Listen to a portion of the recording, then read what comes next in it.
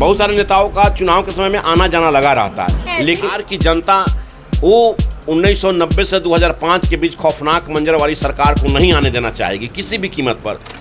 कि जनता दल यू में आदरणीय नीतीश कुमार जी बहुत जल्द कोई स्टेप ले, नहीं तो स्थिति ऐसी होगी।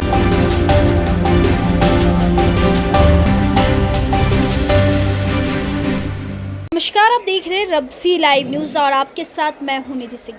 देखिए, बिहार में विधानसभा चुनाव की सरगर्मी तेज हो चुकी है और इस बीच कई ऐसे लोग हैं जो अपनी पार्टी को छोड़कर विपक्ष में शामिल हो रहे हैं। हम बात कर रहे हैं संतोष कुशवाहा, जो पूर्व सांसद हैं।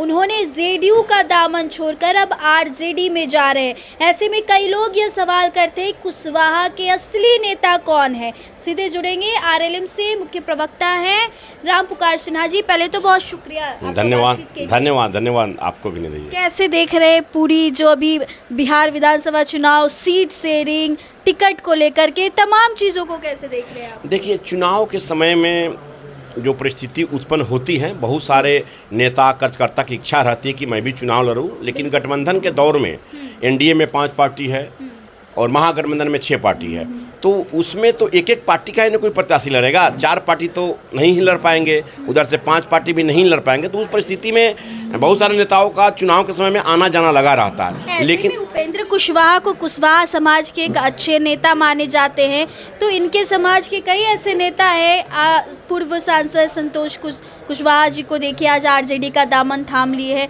मतलब क्या दिक्कतें हो गई है? देखिए, नेता चले जाते हैं कि, लेकिन आपको बिहार में एनालिसिस करना चाहिए कि बिहार में कुशवाहा समाज का सबसे ज़्यादा रुझान किस नेता के पास है। ये तो सर्वे भी आया है, बड़े बड़े नेता भी बोले हैं कि आज भी बिहार में उपेंद्र कुशवाहा जी जो आरएलएम प्रमुख है, उनके साथ उनकी जमायत पूरी तरह से उनके साथ एकदम मजबूती के साथ खड़ा है।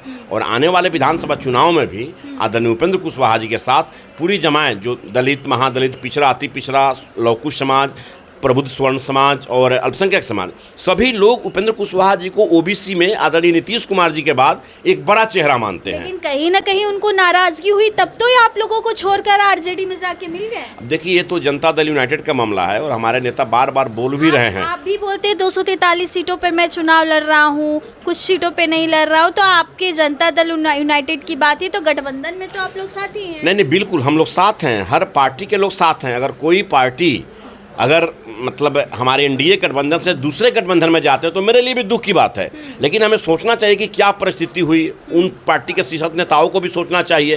तो उस परिस्थिति में हमारे नेता आदरणीय उपेंद्र कुशवाहा जी भी बार बार बोलते हैं कि जनता दल यू में आदरणीय नीतीश कुमार जी बहुत जल्द कोई स्टेप ले, नहीं तो स्थिति ऐसी होगी। हमारे नेता की तो बात आप लोग चलाते भी हैं मीडिया में, तो मैं यूँ कहना चाहता हूँ कि अभी चुनावी दौर है, चुनावी दौर में बहुत लोग इधर से उधर कर रहे हैं, लेकिन आज भी लौकुश समाज मजबूती के साथ एनडीए गठबंधन में खड़ा है इस चुनाव में। संतोष कुशवाहा जिस तरीके से आरजेडी में जा रहे हैं, तो लग रहा है कि आप लोगों की समाज के कुछ लोग उनके समर्थक में भी चले जाएंगे, आप लोगों की वोट थोड़ी खसकने वाली है। देखो, तो वो तो नेचुरली होता है, जो जिस क्षेत्र के नेता होते हैं उस क्षेत्र में उनका अपना एक वोट बैंक का अलग अधिपत्य होता है। किसी भी क्षेत्र में जाइए आप, तो उस परिस्थिति में है। लेकिन बिहार की जनता वो 1990 से 2005 के बीच खौफनाक मंजर वाली सरकार को नहीं आने देना चाहेगी किसी भी कीमत पर। वो लैंड फॉर जॉब के मामले को लेकर अभी हम एक बयान कल ही सुने कि प्रत्येक परिवार में एक सरकारी नौकरी देंगे, तो वही सरकारी नौकरी देंगे ना कि लैंड फॉर जॉब, नौकरी के बदले ज़मीन लिखो। इसका केस भी चल रहा है, मुकदमा भी हुआ, सजा भी सब हो ही रहा है, उसमें क्या कानून उसकी जाँच कर रही है। लेकिन इतना हम जरूर कर सकते हैं कि इस बार बिहार की जनता ये नहीं चाहेगी कि पुनः वो खौफनाक मंजर वाली सरकार बिहार में कभी लौटे।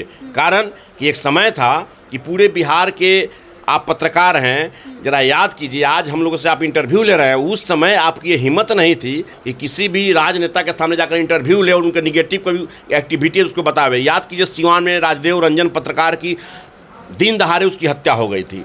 तो आज एनडीए सरकार में लोकतंत्र के चौथे स्तंभ आप लोग हैं, आप लोग भी सुरक्षित हैं, आम जनता सुरक्षित है। तो फिर वो खौफनाक मंजर वाले सरकार को कभी भी बिहार की जनता नहीं आने देना चाहेगी। तो चलिए, आपने वो बयान भी तेजस्वी यादव का सुना था कि जब वो अपने सरकार में आएंगे 20 दिन के अंदर उन तमाम वंचित घर जो 20 सालों से उनके घर में सरकारी नौकरी नहीं है, उन लोगों को सरकारी नौकरी देने का काम करेंगे। ऐसे में कुशवाहा वोट बैंक, जिस तरीके से अभी आपने देखा कि संतोष कुशवाहा पूर्व सांसद वो आरजेडी का दामन थामने आ जा रहे हैं। ऐसे में क्या कुछ हमारे साथ खास बातचीत हो रही थी, मौजूद थे हमारे साथ राम पुकार सिन्हा जी।